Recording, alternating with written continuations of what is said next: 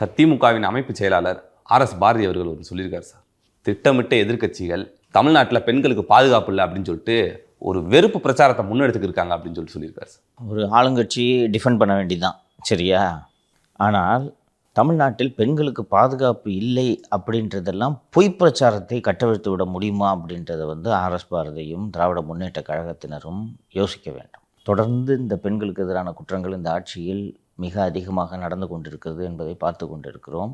இதில் ரொம்ப வருத்தத்திற்குரிய விஷயமாக வேலிய பயிரை மேய்ந்த கதையாக காவல்துறையை சேர்ந்தவர்களே பாலியல் வன்புணர்வில் ஈடுபடும் சம்பவங்களை பார்க்கிறோம். திருவண்ணாமலையில் 2 காவலர்கள் ஒரு தாயையும் பெண்ணையும் அழைத்து சென்று அந்த தாய் முன்பாகவே அந்த பெண்ணை மோசமான வன்முறையான ஒரு வன்புணர்வு அது நடந்திருக்கு.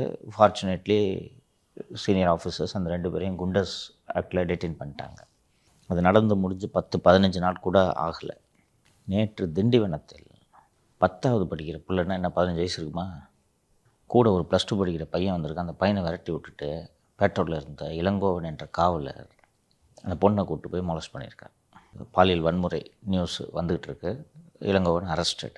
நான் அந்த திருவண்ணாமலை சம்பவத்தின் போதும் நாம் விவாதித்தோம், அதற்கு முன்பும் நாம் விவாதிச்சிருக்கோம். இது ஒரு பெரும் நோயின் அறிகுறி. ஒரு யூனிஃபார்மில் இருக்கிற ரொம்ப ஆசைப்பட்டு தான் இந்த போலீஸ் வேலைக்கு வர்றேன்.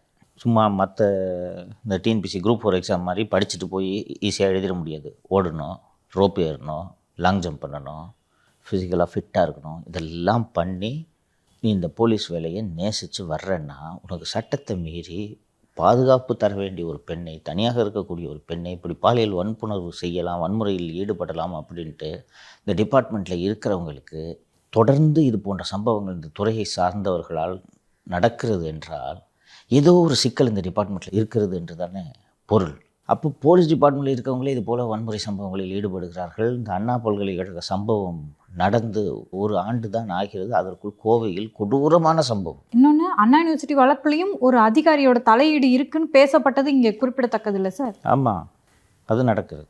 அது போக செக்ஷுவல் ஹராஸ்மெண்ட் செய்த ஒரு அதிகாரியை நீங்கள் சர்வீஸில் வச்சு திருச்சி ரூரல் எஸ்பியாக போஸ்டிங் போட்டு வச்சுருக்கீங்கன்றதெல்லாம் நம்ம தொடர்ந்து சொல்லிகிட்டு இருக்கிறோம். நான் இது என்னமோ எனக்கும் செல்வ நகரத்தினத்துக்கும் சொத்து தகராறு கிடையாது. பட் அந்த குற்றச்சாட்டு விசாரித்து முடியும் வரை அவர் சட்டம் ஒழுங்கு டியூட்டியில் இருக்கக்கூடாதுன்றது தான் என்னோடய வாதம். இப்போ அந்த கான்ஸ்டபிளுக்கு துணிச்சல் எங்கேருந்து வருது? இது மாதிரி பண்ணி ஊரே நாறுது. செல்வ நகரத்தின கதை நம்ம சேனலுக்கே வந்து அந்த விக்டிம்மு என்னென்ன பாதிப்புக்கு உள்ளானேன்னு சொல்லிட்டு அந்த விக்டிம் நம்ம சேனலில் பேசுனாங்க. அதை எல்லோரும் பார்த்துருப்பாங்க. அப்போ அந்த எஸ்பிக்கு நீங்கள் லாண்ட் ஆர்டர் பதவி கொடுத்துருக்குறீங்கன்னா இந்த கான்ஸ்டபிளுக்கு பயம் எப்படி வரும்? ஒரு சம்பவத்தை மட்டும் நான் வச்சு சொல்ல, தொடர்ந்து இந்த காவல்துறை முழுக்க ஒழுங்கீனங்கள் அதிகரித்து கொண்டு இருக்கிறதுன்ட்டு இந்த செல்வ நாகரத்னத்தோட மோடஸ் ஆப்ரண்டி என்னன்னு பார்த்தா இந்த யூனிஃபார்ம் வச்சுக்கிட்டு மசில்ஸ் காட்டுற மாதிரி ஃபோட்டோவை சோஷியல் மீடியாவில் இன்ஸ்டாவில் போடுறது. இதை பார்த்துட்டு கவரப்பட்டு, சார் நீங்கள் சூப்பராக இருக்கீங்க, இப்படி பண்ணுறீங்க அப்படி பண்ணுறீங்கன்னு இன்ஸ்டாவில் இன்பாக்ஸில் பேச ஆரம்பித்து இப்படித்தான் இது எல்லாமே நடக்குது. இப்போது இது கொஞ்சம் மட்டுப்பட்டு இருக்கிறது. அப்போது இது எல்லா சம்பவங்களையும் நீங்கள் நினச்சி பார்த்தீங்கன்னா இந்த police department needs a big shakeup. ஒரு ஒழுங்கீனம் காவல்துறை முழுக்க பரவி இருக்கிறது. இது போக இந்த பதவி உயர்வில் இருக்கக்கூடிய சிக்கல் எல்லாம் பேசணும். ஸோ ஓவராலாக பார்க்கும்போது பெண்களுக்கு தமிழகத்தில் பாதுகாப்பு இல்லை என்ற சூழல் நிலவத்தான் செய்கிறது. நீங்கள் இது போன்ற சம்பவங்களே நடக்காத ஒரு சமயத்தில் பெண்களுக்கு பாதுகாப்பு இல்லைன்னு சொன்னால் சிரிப்பாங்க. எப்படியா சொல்கிற நீ அப்படின்னு கேட்பாங்க. சம்பவங்களை குறிப்பிட்டு கிட்டத்தட்ட 6999 பெண்கள், குறிப்பாக இளம் பெண்கள், குழந்தைகள், போக்சோ கேஸ்னா அவர்கள் பாதிக்கப்பட்டிருக்கிறார்கள்னு புள்ளிவிவரத்தோடு சொல்கிறார். இதை எப்படி இந்த புள்ளிவிவரத்தை பொய்யா அவர் வந்து பழனிசாமி சொல்ல முடியும்? இன்னொன்றுங்க சார், இப்போ கோவை பாலியல் பலாத்காரம் வந்து ஒருவேளை பேட்ரோல் போயிட்டு இருந்தால் நடந்திருக்க வாய்ப்பு இல்லை அப்படின்னு நம்மளே கூட பேசணும். ஆனால் பேட்ரோலில் வரவரே ரேப் பண்ணால் எங்கே போய் முறையிடுவீங்க நீங்கள்? அப்போ இந்த டிபார்ட்மெண்ட்டில் ஏதோ ஒரு பெரிய சிக்கல் இருக்குல்ல. நேற்று திரு பழனிசாமி அவர்கள் ரொம்ப டீட்டெயிலாக நல்ல ஸ்பீச், ரொம்ப பாயிண்டடாக திராவிட முன்னேற்ற கழக அரசின் மீது கூர்மையான விமர்சனங்களை எடுத்து வைத்தார். கிட்டத்தட்ட ரொம்ப விரிவாக தமிழ்நாட்டில் இந்த டிஜிபி அப்பாயின்மெண்ட்டு பண்ணலைன்றத ரொம்ப விரிவாக நேற்று பழனிசாமி பேசினார். டிஜிபியை, ரெகுலர் டிஜிபியை நியமிக்கிறதுக்கு கூட துப்புல்லாத அரசாங்கத்தை தான் ஸ்டாலின் நடந்துகிட்டு இருக்காரு. இதனால தான் உங்களை பொம்மை முதல்வர்னு சொல்கிறோம். நீங்கள் பொம்மை முதல்வர் என்பதை நாள்தோறும் நிரூபித்து கொண்டிருக்கிறீர்கள் என்பதை சொல்கிறாரு. கிட்டத்தட்ட 3 மாதமாக இந்த டிஜிபி பதவி நியமன விமர்சனத்திற்கு உள்ளாகி கொண்டிருக்கிறதா? இன்னையா கஷ்டம் உங்களுக்கு இதை போடுறதில்ல? எதுக்கு அப்படி எதிர்கட்சி வாயில் விழுந்துகிட்டு இருக்கீங்க? யாருக்காக இதை பண்ணுறீங்க? எதிர்கட்சி வாயில் விழுகிறதுன்றதை தாண்டி இன்னைக்கு சமூகத்தில் நடக்கிற பிரச்சனைகளோட இம்பேக்ட் இதனால இருக்குல்ல சார்? இப்போ ரெகுலர் டிஜிபி இருந்தால் அவர்கிட்ட கேள்வி கேட்போம்ல. உங்களை போலவே இன்னொரு பொம்மை டிஜிபியை போட்டு வச்சுருக்கிறீங்க. அப்படி பொம்மை டிஜிபியை வைக்க வேண்டிய கட்டாயம் என்ன இருக்கிறது உங்களுக்கு? என்ன அழுத்தம்? ஒரு சட்டம் இருக்குது. நம்ம ரொம்ப அழகாக பேசினார் எடப்பாடி. ஒரு சட்டத்தை பின்பற்றலைன்னா நீங்களாம் என்ன அரசாங்கம்னு கேட்குறாரு. ஒரு சட்டம் இருக்குல்ல, இப்படி தான் டிஜிபி அப்பாயின் பண்ணணும், ஒரு சட்டம் இருக்குது. அந்த சட்டத்தை பின்பற்றிட்டு போகிறதுல உங்களுக்கு என்னங்க பிரச்சனை? அரசாங்கமே சட்டத்தை பின்பற்றலைன்னா அப்புறம் ஜனங்க எப்படிங்க பின்பற்றுவாங்க? நீங்கள் சட்டத்தை ஃபாலோ பண்ணுறீங்களா? அப்போ பொதுமக்கள் சட்டத்தை ஃபாலோ பண்ணணும்னு எப்படி எதிர்பார்க்குறீங்க? ஒரு ஏஜென்சி ஒரு புகார் அளிக்குது. அந்த புகார் வந்துச்சுன்னா சட்டப்பூர்வமாக நீங்கள் நடவடிக்கை எடுக்க வேண்டும். 2 நேர்வுகளில் இது போன்ற புகார்களை இந்த பொம்மை டிஜிபி கீழே போட்டு உட்காந்துக்கிட்டு தானே இருக்காரு. ரெகுலர் டிஜிபி இருந்தால் அப்படி இருந்திருப்பாரா? அப்போது இது போல் புகார்கள் உங்களுக்கு வந்தால், அமலாக்கத்துறையிடமிருந்து புகார்கள் வந்தால் அதன் மீது நடவடிக்கை எடுக்காமல் இருக்க வேண்டும் என்பதற்காகத்தான் நீங்கள் இந்த பொம்மை டிஜிபியை வைத்திருக்கிறீர்கள். உங்களுக்கு வேண்டிய ஆளை போடணுன்றதுக்காக தான் நீ டிஜிபி அப்பாயின்மெண்ட் போடலன்னு சொல்லிட்டு எடப்பாடி பழனிசாமி சொல்கிறார். அதில் என்ன தவறு இருக்குது? சீமா அகர்வாலும் ராத்தோரும் உங்களுக்கு வேண்டாத ஆள் இல்லையா? வேண்டிய ஆளாக இருந்திருந்தாங்கன்னா நேரம் போட்டிருப்பீங்களே நீங்கள். வெங்கட்ராமே வேண்டிய ஆளாக இருக்கிறதுனால தான் 9வது இடத்துல இருக்கிற ஆளை தூக்கி இன்சார்ஜ் போட்டு உட்கார வச்சுருக்கீங்க நீங்கள். ஏதோ பலன்களை அனுபவிக்கிறதுக்காக. ஆமாம், ஏதோ ரீசனு இல்லையா? உச்சநீதிமன்றம் வரைக்கும் வழக்கு போயிடுச்சு. 2வது முறை உச்சநீதிமன்றத்துக்கு வழக்கு போயிடுச்சு. அப்போது நம்ம அப்பாயின்ட் பண்ண மாட்டேன், இது போல் சட்டம் ஒழுங்கு சீரழிந்து கிடந்தாலும் பரவாயில்லை என்று நீங்கள் இருக்கிறீர்கள் என்றால் என்ன ஆட்சியை நடத்துகிறீர்கள் நீங்கள்? அவர் எடப்பாடி ஸ்பீச்சு பிரமாதமான ஸ்பீச்சு. மீடியாவில் இன்றைக்கி பெரிய பிரிண்ட் மீடியாலையும் பெரிய அளவில் ரிப்போர்ட் ஆகலை. ஏன் ரிப்போர்ட் ஆகலைன்னு தெரியல. ரொம்ப அழகாக டீட்டெயிலாக எல்லாத்தையும் எடுத்து டாஸ்மாக் ஸ்கேமு எல்லா டீட்டெயிலும் எடுத்து பேசினார். அதில் இன்னொன்று சார் முக்கியமாக சொல்லியிருந்தாரு. இந்த கீதா ஜீவன் அவர்கள் வந்துட்டு சொல்லியிருக்காங்களா, 1999 போக்சா கேஸ் சிறுமிகள் வந்து பாலியல் பலாத்கார சம்பவத்தால் பாதிக்கப்பட்டிருக்காங்க. அதில் 104 கோடி நாங்கள் இழப்பீடு கொடுத்துருக்கோம் அப்படின்னு சொல்லிட்டு பெருமையாக பேசுகிறாங்கன்னு சொல்லியிருக்கு. லுக், இது இன்னொன்று, இந்த இழப்பீடு நீங்கள் உங்களது கருணையின் காரணமாக எல்லாம் இழப்பீடு வழங்கவில்லை. சட்டம் இழப்பீடு வழங்க வேண்டும் என்று சொல்கிறது. சேரிட்டியாக கொடுக்குறீங்க, பெருந்தன்மையாக கொடுக்குறீங்களா பணத்தை தூக்கி? இப்படிலாம் பேசுறதுக்கு வெக்கப்படணுங்க. இன்னொன்று, இதை நீங்கள் தடுத்துட்டீங்கனாலே இந்த பணம் கொடுக்க வேண்டியதில்லை நீங்கள். இன்னொன்று, அது ஆக்டில் மேண்டேட். அது கோர்ட்டில் இந்த வழக்கு விசாரிக்கப்படும் போது கோர்ட்டில் அந்த ஜட்ஜ்மெண்ட்டோடு சேர்த்து காம்பன்சேஷன் அவார்டு பண்ணணும். இது mandate, it's not an option. இது பெருமையாக வர சொல்லிக்கிறாங்க. அவர் எடப்பாடி பழனிசாமி அவரோட பப்ளிக் ரிலேஷன்ஸ் டீமை இன்னும் ஸ்ட்ரெங்தன் பண்ணணும்னு இந்த நேரத்தில் சொல்லிக்க விரும்புகிறேன். நேற்று ரொம்ப அழகான ஸ்பீச். உண்மையிலே வாஸ் வெரி இம்ப்ரெஸ்ட். நடுவில் கேப் விட்டுருச்சில்ல, பிரச்சாரம்லாம் பண்ணாமல் கேப் விட்டுருச்சில்ல. நேற்று அதுக்கெல்லாம் பிறகு கிட்டத்தட்ட எல்லா இஷ்யூவையும் கன்சால்டேட் பண்ணி it was a pointed and specific attack on the DMK government. மனசுல இருந்து பேசுறாரு. ஆமாம், இது பிரமாணியான ஒரு டீமை எதுக்கு தெண்டத்துக்கு வச்சுட்டு இருக்கிறாங்கன்னு தெரியல. இன்றைக்கி பெரிய அளவில் மீடியாவில் இது ரிப்போர்ட் ஆகிருக்கணும். எடப்பாடியோட ஸ்பீச் ஒரு சில தொலைக்காட்சிகள் போட்டார்களை ஒழிய பிரிண்டில் இன்னைக்கு ரிப்போர்ட் ஆகிருக்க வேண்டிய ஸ்பீச் அது. தமிழகத்தில் சட்ட ஒழுங்கு சந்திச்சிட்டு இருக்குது. இன்றைக்கு ஒரு டிஜிபி ஓய்வு பெறுவது சொன்னால், ஓய்வு பெறுவதற்கு 3 மாதத்திற்கு முன்பாகவே தமிழ்நாடு அரசு அந்த டிஜிபி யாரெல்லாம் தகுதியார்களோ அந்த பட்டியலை தயாரித்து மத்தியில் இருக்கின்ற யூபிஎஸ்சி, அதாவது மத்திய பணியாளர் தேர்வாணையத்துக்கு அனுப்ப வேணும். அனுப்பவே இல்லை. சட்டத்தை மதிக்கிறது கிடையாது. தனக்கு வேண்டியப்பட்டவர்கள் டிஜிபி ஆக வேண்டும். அதற்காக திராவிட முன்னேற்ற கழக அரசு, திரு ஸ்டாலின் மாடல் அரசு இந்த டிஜிபி ஓய்வு பெறுகின்ற பொழுது 3 மாதத்துக்கு முன்பாக மத்தியில் இருக்கின்ற யூபிஎஸ்சிக்கு அனுப்பல பட்டியலை. குறிப்பாக டிஜிபி பற்றி பேசியது, டாஸ்மாக் ஊழல் பற்றி பேசியது, இது எல்லாமே ரிப்போர்ட் ஆகிருக்க வேண்டிய ஸ்பீச். ஏன் ரிப்போர்ட் ஆகலைன்னா கூப்பிட்டு 10 கோடி அட்வான்ஸ் வாங்கிக்கிட்டு தெண்டத்துக்கு உட்காந்துருக்கீங்கன்னு இந்த பிரமாணிய செவந்தை கூப்பிட்டு மண்டை மேலே போட்டு ஒழுங்காக இதை ரிப்போர்ட் பண்ண சொல்லணும். இல்லைனா இவ்வளோ தூரம் கஷ்டப்பட்டு பேசி அந்த ஓமலூர் மக்கள் மட்டும் பார்த்தால் போதுமா? தமிழக மக்கள் அத்தனை பேரும் இதை தெரிந்து கொள்ள வேண்டாம் அந்த ஸ்பீச்சை? இதுதான் ஒரு எதிர்க்கட்சி தலைவரோட வேலை. நாம் தாவேக்காவை ஏதோ குறைத்து பேசுகிறோம், வேண்டுமென்றே அவர்களை மட்டம் தட்டி பேசுகிறோம் என்றெல்லாம் அவங்க தாவேக்க தொண்டர்கள் ஆதங்கப்படுகிறார்கள். இந்த ஸ்பீச்சை உங்கள் லீடரை பேச சொல்லுங்கன்னு தான் சொல்கிறோம் நாங்கள்.